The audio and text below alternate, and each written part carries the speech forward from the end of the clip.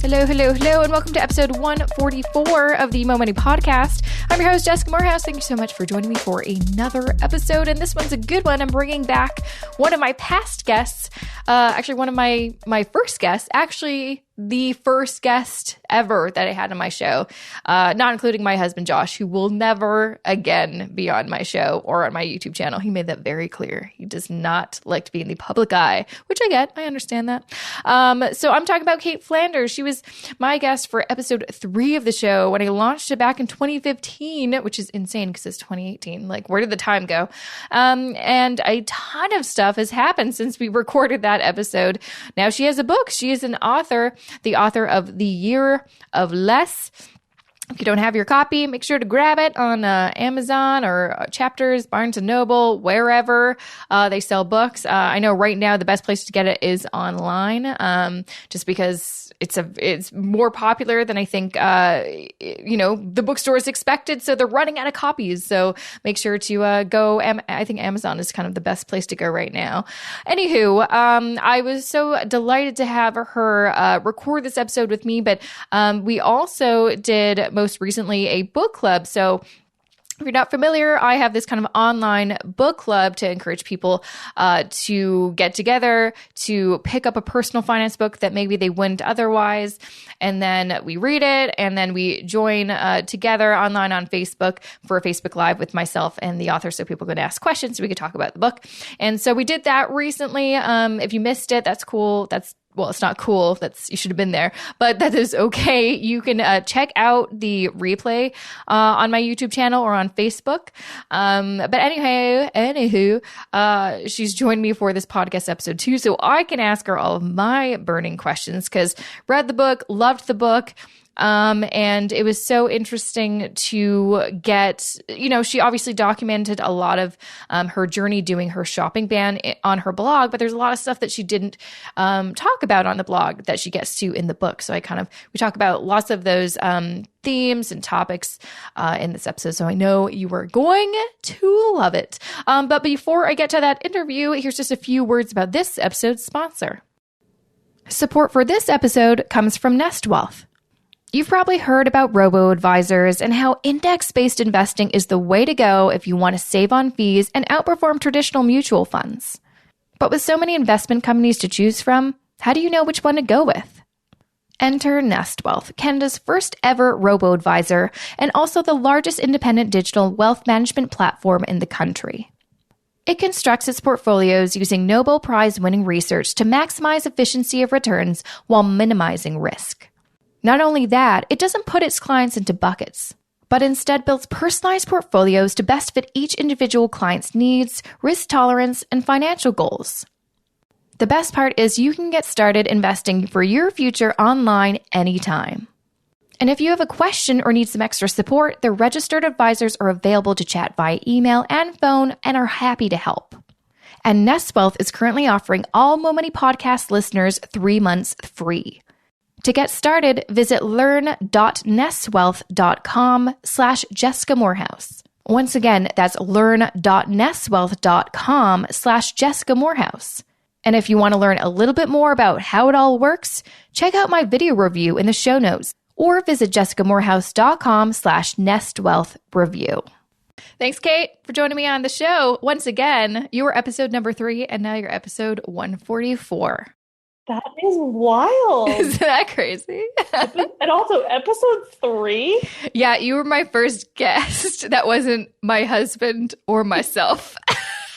And if you remember correctly, we were sitting in your parents' basement. Yeah, we were. And I remember having to tell my mom, can you please just take your shoes off? Because she has this tendency to always walk around the top, like the floor above us with her heels on. And I think she still walked around, but I think we somehow edited that out. Oh, I remember. That was early days. Josh would have edited it out. He did. I mean, yeah, not me. Josh would have for free. Thank you, Josh. Thank you, Josh. Oh man, do I owe him like a lot of money?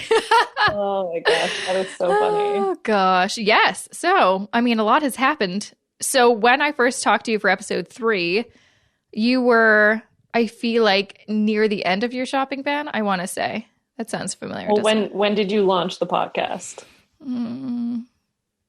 Like, I have to check. Let me just check. I'm going to check on iTunes right now. I'm going to say is 2018 right now. And your episode, The Shopping Ban with Cait Flanders, oh my gosh, June 3rd, 2015. What? Yeah. So I was just about done then. Wow. Yeah. I remember you were like, I don't know what I'm going to do after this. I remember you talking about that. And then I did it for another year. And then you're like, I can still just do it again. I'll just carry on. This is so much fun. I'll just do it again. Yeah, it was so much fun. During that period, actually, I don't know, were you preparing, like, did you already know about possibly writing a book, or was that, no, that wasn't at all a thing yet? No, it was so, that was like a complete whirlwind. Mm-hmm. So I finished the first year of the shopping ban, and I did this interview with someone who I knew, who wrote for Forbes.com. Oh, yeah. And so there was this thing about it. I think because I knew Laura, that it just didn't feel like a big thing. Yeah. Like, like it's great to have a feature on like another website, but I didn't realize that it might be a big thing. And then the morning it came out, she sent me an email and was like, "Hey, Cait, just wanted to let you know this is live. And just an FYI, these things have a tendency to go viral." Ooh. And I was just like, "Oh, really?" Like, okay. Little me? What? So I didn't even know that would happen, like that the article would get a lot of attention. Mm-hmm. But then within 2 weeks of that article coming out, I got contacted by 6 different literary agents. Holy jazz. And I had, I didn't know what to do with that. Yeah, that's crazy. It felt like, it felt like this, incredible honor. Like, I was so just excited at the thought that someone would want to work with me. But I had never, I had no intention of writing a book about that. And I didn't know how to pick somebody. Like, how do you pick a literary agent? And if you pick one, does that mean you're basically saying no to all the others and they'll never want to talk to you again? Well, you're definitely saying no to them. And then it's like a question, I didn't know how to pick, because this is also a person you're getting into a pretty, it's a business relationship, but it's also a pretty intimate relationship. You're going to work together a lot in the, before your book actually becomes a book deal, or hopefully a book deal. So I was super overwhelmed, and just got some really great advice from a friend who had an agent. He's another Canadian author, and he had an agent in New York, because that was even actually just a big question I had was everyone was in New York, and I'm like, I'm from little BC, Canada. Yeah. And so, so no, I had questions from him, or he helped a bit, and then he ended up connecting me with his agent, and she gave me amazing advice about how to sort of interview these other agents, and then said, and if you don't like any of them, I would work with you. So I'm like, all right, now I have 7 options though. Yeah. So the overwhelm continued. I did talk to everyone, eventually made the decision that I actually just wanted to work with her. She was such a straight shooter, and it was something that I appreciate as a straight shooter. Yeah. And so I ended up working with her, but I never knew any of that was going to happen. But I know, just because you are a really good writer, you are, that this is probably, it's been something that you've always wanted to do, write a book. I mean, that's kind of, we all dream. Yeah, I think even just as a little kid, always wanted to, I didn't have hobbies as a kid. I read books. Yeah. I wasn't good at any sports. I remember trying things, but I just wasn't good at it. Yeah. And, but I was good at reading. Yeah. So I was always an avid reader as a kid. And you have thoughts of, it'd be so cool to go to a bookstore and see a book with your name on it. I know. So I don't know. I think it always seemed cool, but still, I mean, even with the blog, I never thought having a blog would later mean I could have a book. I just never thought of that. You just write. Yeah. So. Yeah, exactly. Exactly. have you done the thing where you've gone to a bookstore and just like walked by your book and be like, that's me? Did you? I would absolutely be that person where I just like tap someone that's looking at it and be like, that's me. That's amazing. So I haven't had that, but actually what's been in like a little bit kind of just like sad or frustrating is that people keep messaging me saying like, oh, I've like gone into Indigo and they're all sold out, and like at local stores and they're all sold out, and everyone's like, congratulations. And I'm like, no, it's actually a really big mess up that seems to have happened where Indigo hasn't gotten any of their orders. Oh no. Yeah, so it's been sort of like just a big hiccup in the whole thing. So I did, like what's been interesting is that I've been into some little stores and seen it there. And so that's pretty cool. And I've had friends like all over Canada and the States and like other places, but send pictures of them seeing it at stores. Yeah. So it's like my friends have seen it. Yeah. I've seen it at 2 stores so far. It's definitely online though. Like, is it on Indigo online? It is, although, I mean, just saying this as of today, it seems like they are out of stock, even online. Okay. So Amazon.ca for Canadians is definitely the place to go. And it's on Audible, which is great. Oh, yeah. Oh, my gosh. That reminds me. I haven't even... Oh, my gosh. I should listen to the audiobook. Oh, my gosh. How cool would that be? Listening to hours and hours of you. Well, it is me. It is my voice, which was another really, really cool experience. Totally. Like, fun fact, unless you have done this before, you have to audition to do your audiobook. Yeah. And that would be kind of soul crushing if they're like, not a good fit. You're like, but it's my words though. Actually, you are not good at this. But luckily you nailed your interview. I did. Yeah. And it was really important to me that it was my voice, especially because the book is a memoir. It was very important to me that it was in my voice and not read by someone else. I know that some people also, like some authors just don't want to do it. But for me, it was really important that it was my voice, even though I'm like, I have no qualms about the fact that like my voice is not amazing. But I was just like, I think it's, you know which words to enunciate and what feelings you were experiencing in those moments. And I think that needs to come across, and only the actual author could do the best job of that. Totally. Okay. Let's dive deep into your book. As I told you, I literally like read it in basically a day, like a night and an afternoon. I just whipped through it. And it's crazy because it's like, even though I know you, I clearly did not know everything in this little book. I did not know a lot of your backstory. So I thought it was very interesting. And some of the things I remember you mentioning to me that you were going through. And so it was nice. It was interesting to have that different perspective because I'm like, oh, I remember, we were chatting about this, and then it kind of made its way into the book. Like some of your adventures, sometimes you said, oh, I'm going to this friend's wedding. And I'm like, oh, that made it in the book. I'm like, that was really, really cool.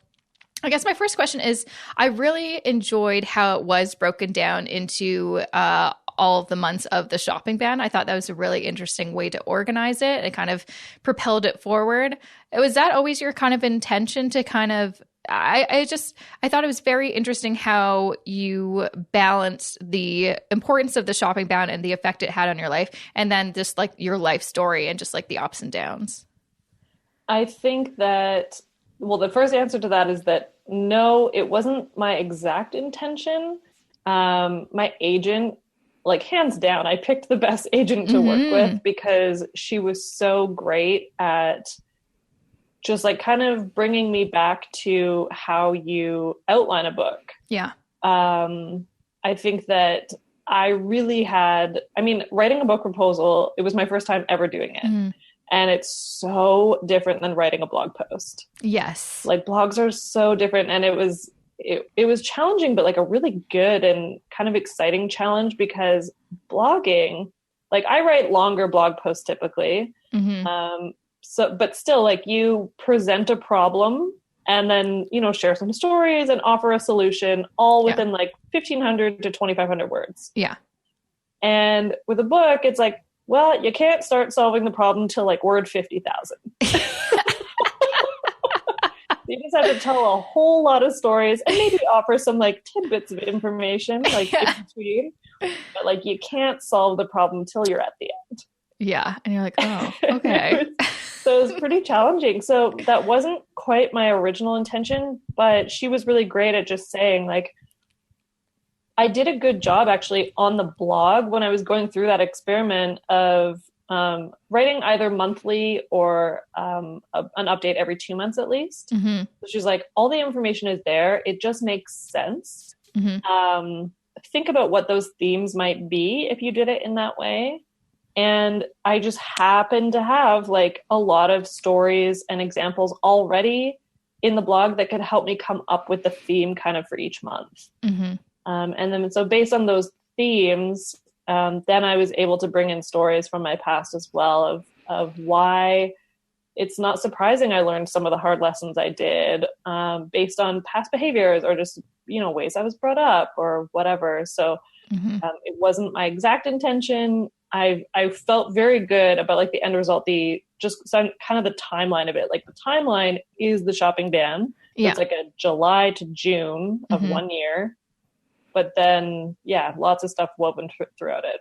Yeah. Yeah. No, I really liked it. It just made it more, because I was kind of like, oh, is it going to be a how-to book or a memoir? And I'm glad you went with the memoir, because personally, for me, I mean, that's how I kind of structure the podcast. It's not just like, tell me your 5 tips about blah, blah, blah. I don't care. No one cares. Tell me your story.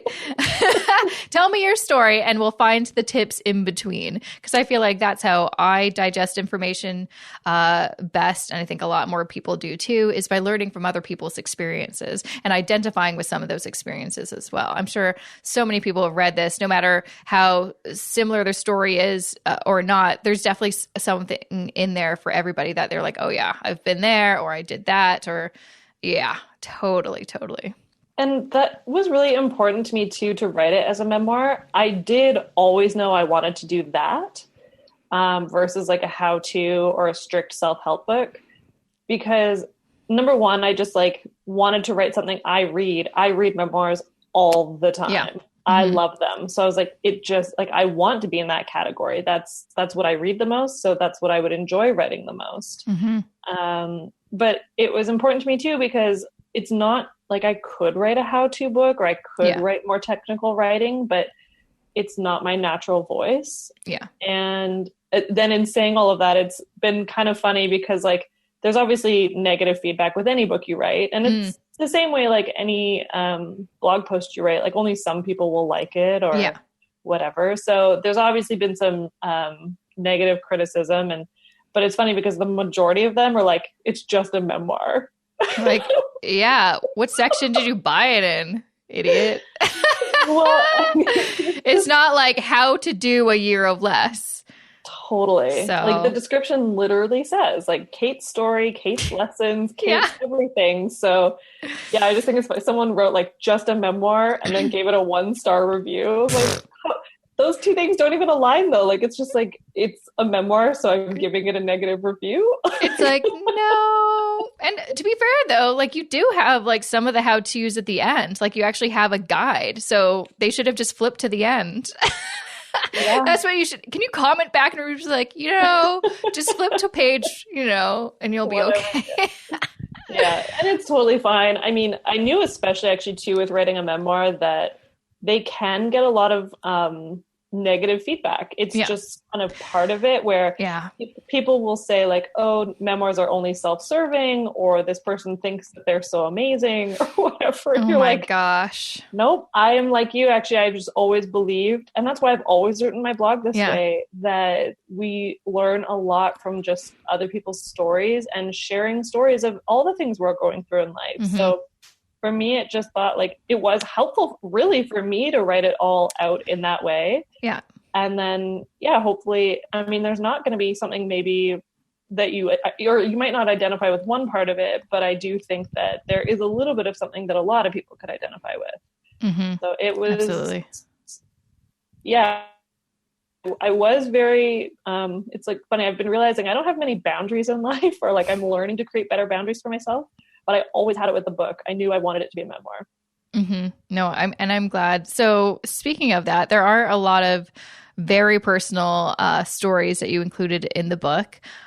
Why did you, I guess, was it hard to really go that deep with, some of the things from your childhood, with dealing with sobriety?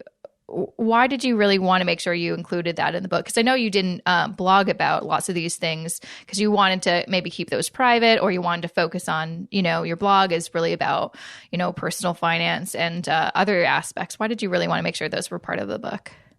I think that in a way, like I had to. I think that, so in the book, it's like, yeah, we're talking about consumption maybe of objects, spending money, things like that. But to me, I've been really looking at consumption as a whole. So all the things we're consuming. Mm-hmm. I think that when you talk about I just think we all need to recognize maybe that as a whole, like human beings, we are consumers. We are constantly consuming, mm-hmm. whether it is what we eat and drink, what we spend our money on and bring into our home. Even honestly, like the media we watch, or how much media we watch, how much time we're spending on social media as another one, like mm-hmm. we're consuming stuff all the time. And so I think it was just important for me and for the book to not just talk about shopping, like talking about consumption tendencies as a whole. And also because, it's always in kind of retrospect or in hindsight, like you can look back, but I was able to realize some things like, from my teens and most of my 20s, or at least the first 7 years of my 20s, I think that I used drinking as a coping mechanism for a lot of things. Mm-hmm. And then it's not that surprising to me now that once I couldn't drink, I then spent money. Yeah. Like they're it's very not, related. Yeah. Mm-hmm. And it's not that surprising. Like it was like I lost one coping mechanism and well, what's my next one? Yeah. And then and this isn't in the book or anything, but then it's actually not that surprising to me that after the shopping ban, like after the second year, it didn't take that long for me to then realize I probably needed some therapy, actually. Yeah. Like therapy would be really helpful for me because I'm mm-hmm. kind of out of coping mechanisms. I don't have anything anymore. Yeah.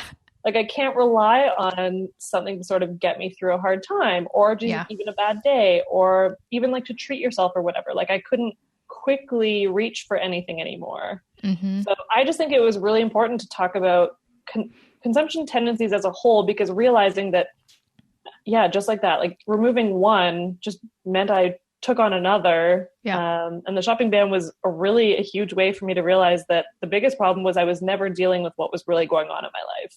Mm-hmm. I never dealt with anything. Yeah. And that's why I was just reaching for other things, and there was bigger stuff that needed to be worked on.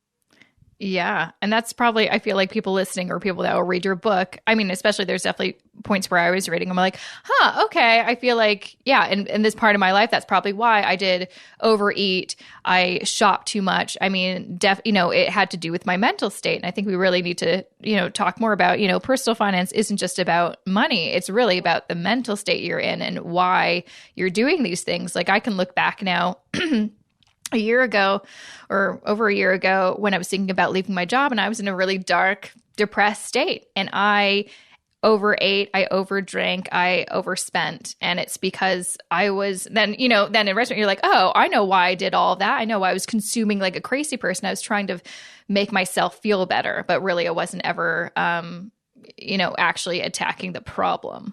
Mm-hmm. Mm-hmm. Yeah, it makes sense. And I remember when we sort of talked about it a little bit at that time, because you were still self-aware. I remember you were like, I totally just bought something because I'm having a bad day. Yeah.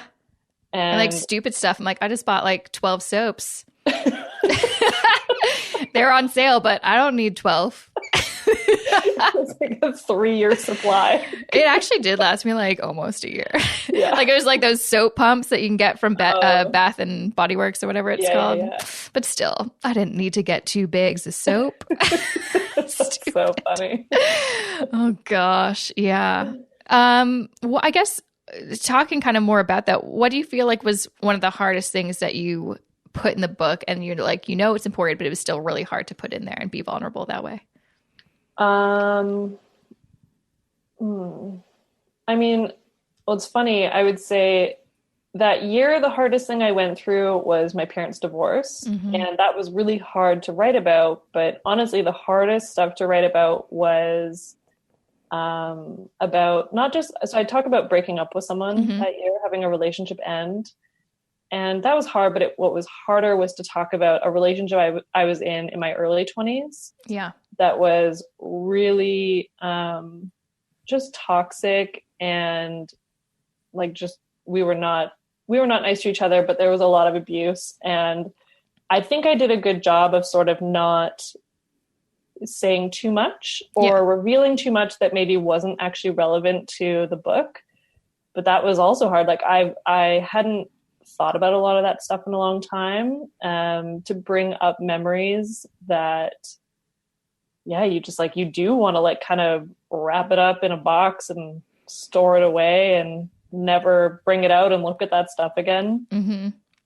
So that was probably the hardest thing to write about in the whole book. And I've had a few people, women, who have emailed me and said that they're only one of them has told me which part, and it was that part. But they've said, like, there was a part of your book that was so uncomfortable for me to even read, but because it brought up things for relationships they had been in. So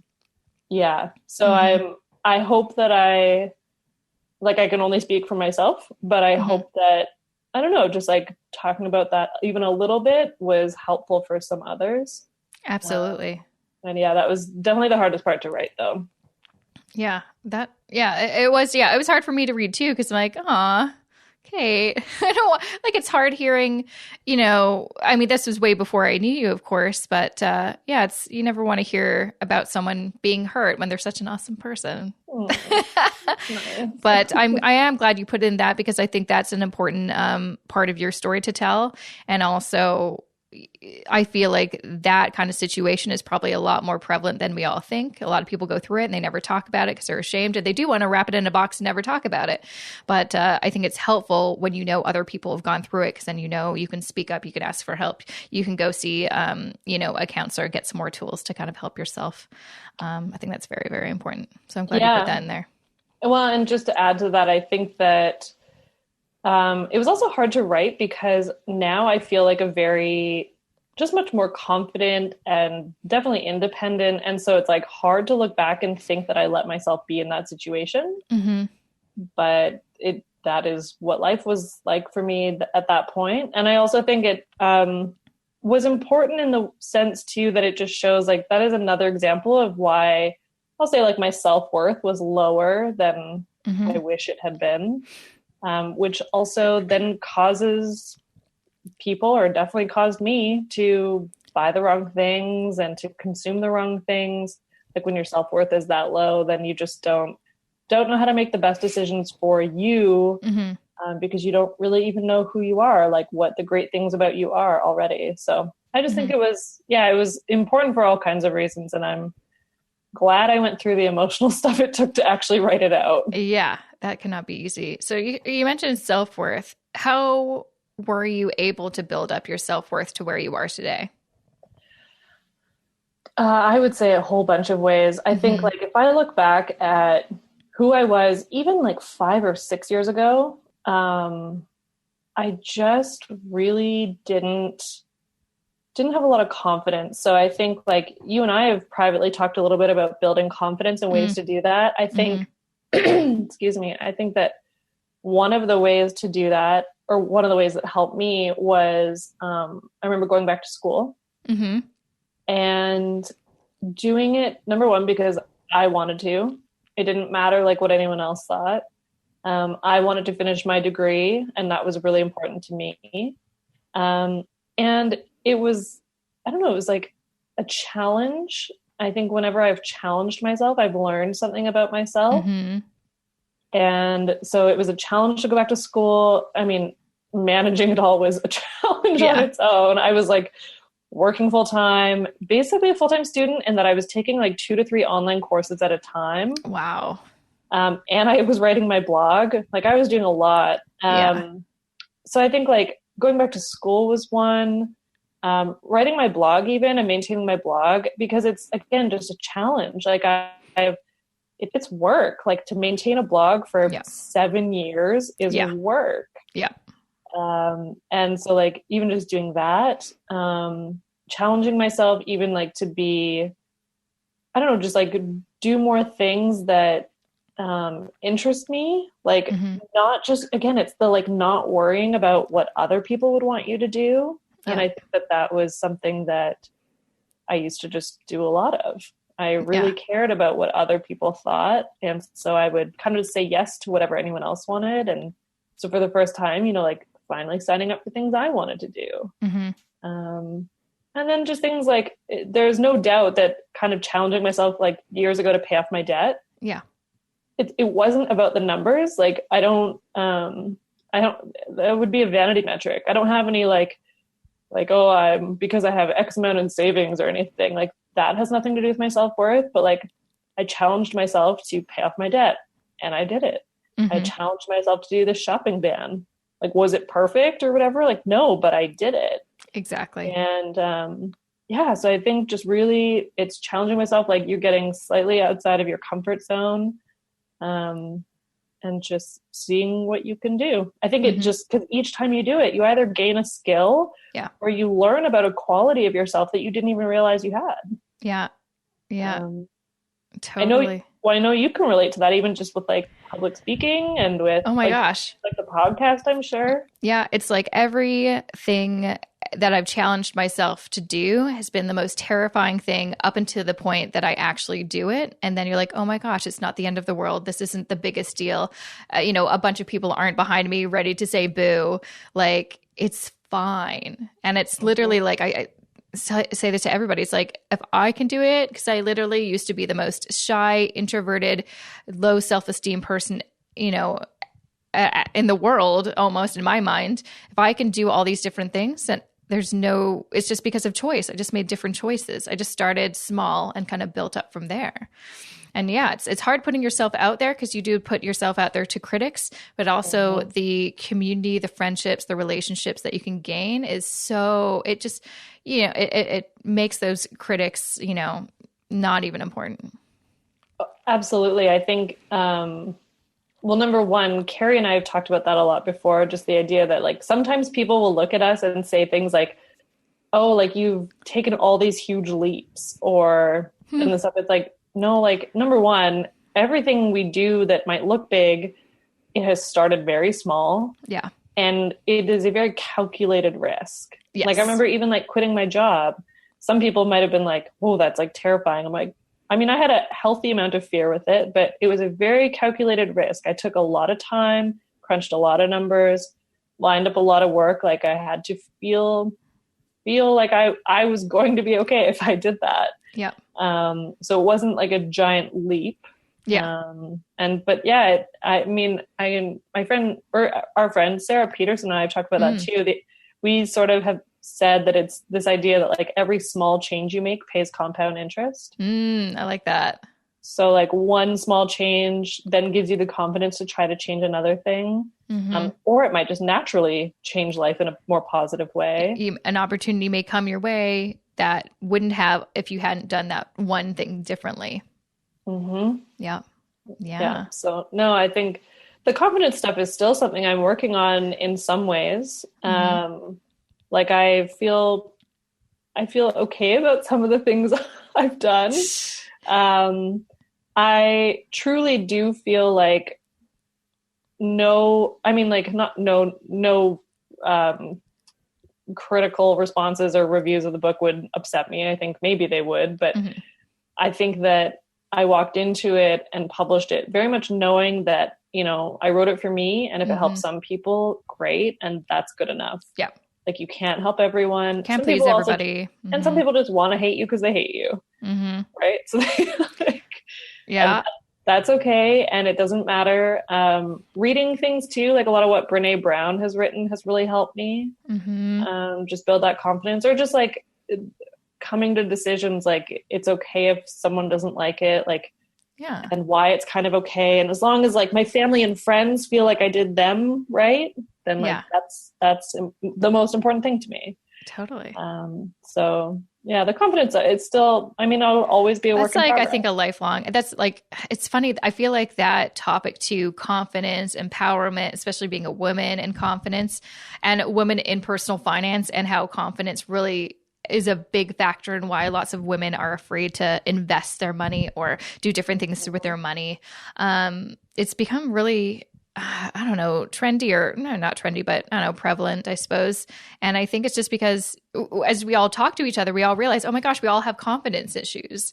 We should talk about this more and help each other. Because the more you talk about it, the more you're like, oh, I'm not alone. And I think that's the biggest thing too. Is like, that's what I really liked about your book. I felt like you went through this, and I know so many other people have. I know I've gone through similar experiences. Wow, we're not alone. We're all together in this. Mm-hmm. Mm-hmm. I don't know if I can add any more to that. Sorry. No, that was a good way to sum it up. Or sum that up. Yeah, I know, right? Before I let you go, oh gosh, there's so many other questions. But you know what? I'm going to save some of those for the book club. Book club. So I guess before I let you go, what are some of your next steps? What are you've accomplished this huge thing? I know you and me have also talked about it. It's kind of weird accomplishing such a big thing that you're like, now what? Mm-hmm. What are some of the things that you would like to, big or small, that you would like to do now? Now that you're a published author, you've tackled this big thing, because I know you've been working on this for a couple of years now, really. Mm-hmm. Mm-hmm. Yeah, like a year and a half. I mean, the traditional book publishing process is interesting for that. Like, we signed a deal in July of 2016, and the book came out in January 2018. Yeah. So it's a long process to go through. I feel like I'm excited for the next few months to do, try to set up some like speaking events, like just a bit of a book tour. Mm-hmm. I haven't planned the stuff in the States quite yet, or like as of when this will come out, but definitely have some stuff in the works, like across Canada, which is awesome. Yeah. I'm going to take a vacation in May. Yeah, you deserve it. Yeah.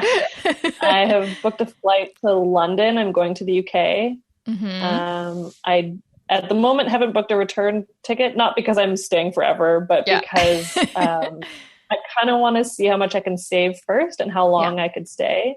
I'd maybe love go to around stay Europe or something, or Yeah, I mean, I have my family is from England, or my dad's family is from England, so I just have this real desire to kind of like hang out there. Totally. And I want to see Wales too. That's where my grandparents retired. I'd like to go up to Scotland. I really want to go to Ireland. Mm-hmm. Like, I kind of just see myself hanging out in the UK. So and those are hanging out for Meghan Markle and Harry's wedding, you know. I will be in London on that day, which is wild. That is wild. That's so funny. Yeah. Well, you deserve a much needed vacation and trip. And I highly recommend this book to everyone. And I'm like, I'm not just saying that because I'm a friend. If I hated it, I wouldn't have you on the podcast. I'd be like, oh, I'm busy. Thanks again. Before you sign off, where can people find more info about this book and grab a copy? Yeah. Well, I hang out at caitflanders.com. I mean, they'll be able to see it on the podcast. Kate's not spelled Kate. So yeah. Cait. Oh my God.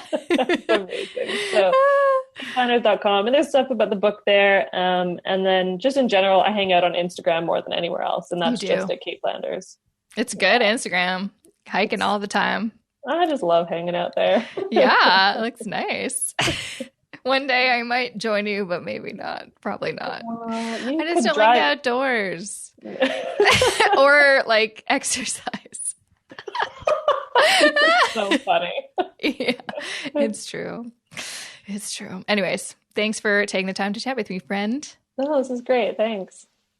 And that was episode 144 with the fabulous Cait Flanders. Make sure to grab a copy of her new book, The Year of Less. Again, it's best to grab your copy online. Amazon is a great place. And if you've already read it, especially, this is like so important, I feel like, especially for new authors. If you've read the book and you loved it, make sure to do your part and give it a review on like Amazon, Goodreads, wherever you bought the book, just because I know it helps them, just get the word out and stuff like that. So I know I've done that. I went on Amazon, gave my review, but Goodreads is also another great place to, let the author know what you thought, all that kind of stuff. So also, I'll of course put a bunch of information about the stuff that we talked about in the show notes for this episode, where you can check it out at jessicamorehouse.com/144. But before you leave, a couple things I need to announce and share with you that you're not going to want to miss. But before I get to that, just a few words about this episode's sponsor. Support for this episode comes from Nest Wealth. Want to start investing for your future? Luckily, nowadays, it doesn't mean you have to make an appointment with some suit in an office. Actually, you don't even have to leave your house. Nest Wealth, Canada's first ever robo-advisor and the largest independent wealth management platform in the country, provides a new way to invest your money. Offering index-based portfolios with lower fees and better historical performance than actively managed mutual funds, Nest Wealth is focused on building personalized portfolios to best fit the needs, risk tolerance, and financial goals of each and every client they serve. And Nest Wealth is currently offering Almo Money podcast listeners 3 months free. To get started, visit learn.nestwealth.com/Jessica Morehouse. Once again, that's learn.nestwealth.com/Jessica Morehouse. And if you want to learn a little bit more about how it all works, check out my video review in the show notes or visit jessicamorehouse.com/nestwealthreview. All right, so a few things I want to announce. So I mentioned at the beginning of this episode that I did a book club with Cait. We did it online on Facebook. The replay can be watched on my Facebook page, facebook.com/Jessica I. Morehouse, or my YouTube channel. Just go to jessicamorehouse.com/YouTube. It'll take you right there.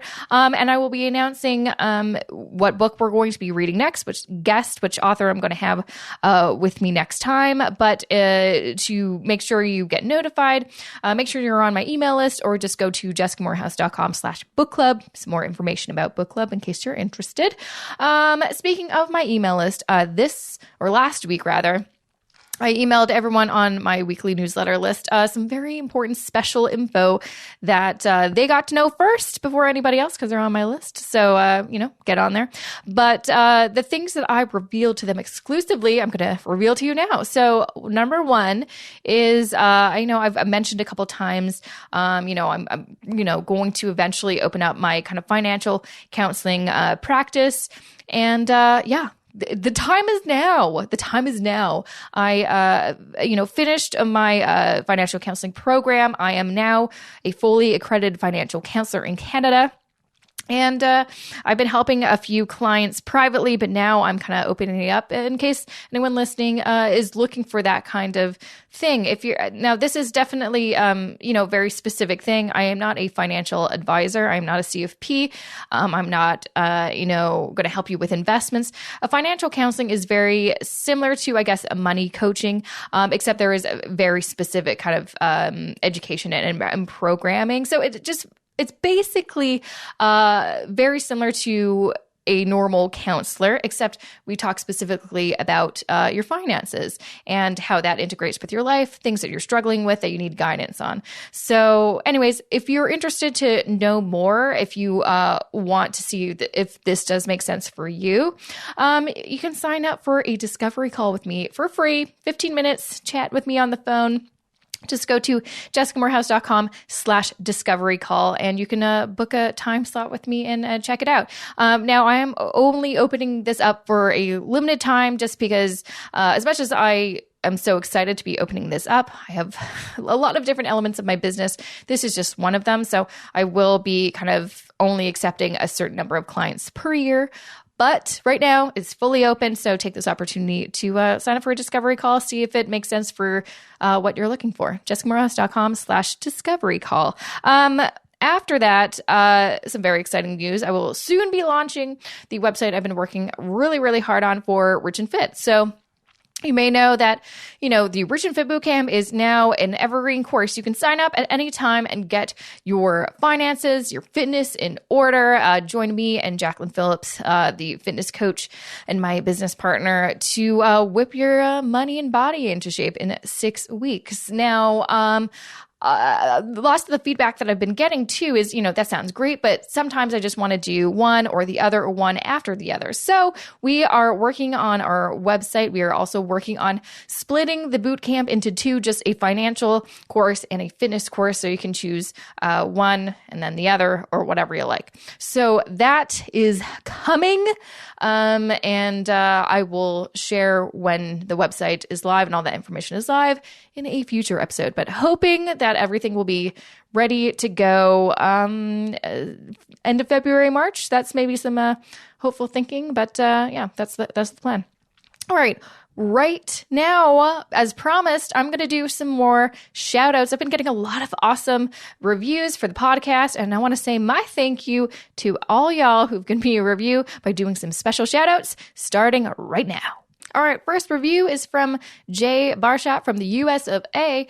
Jessica and her guests share actionable and inspiring lessons on how to become a better investor and, more importantly, a better overall person. Ooh, highly recommend listening and subscribing to the Mo Money podcast if you want the knowledge and mindsets to reach your overall business goals and achieve financial freedom as a result. Well, thank you so much for that lovely review, Jay Barshop.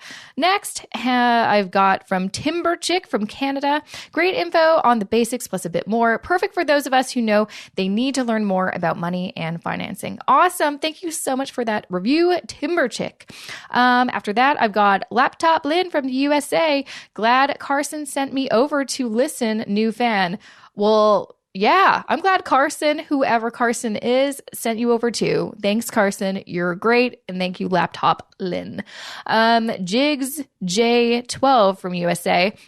They say, checked out the real estate pod with Penelope Grant. Spot on stuff. Keep it up. Yeah, that's a great episode, especially for anyone who wants more info about mortgages and shopping around for a home. That's she knows her stuff. So there you go.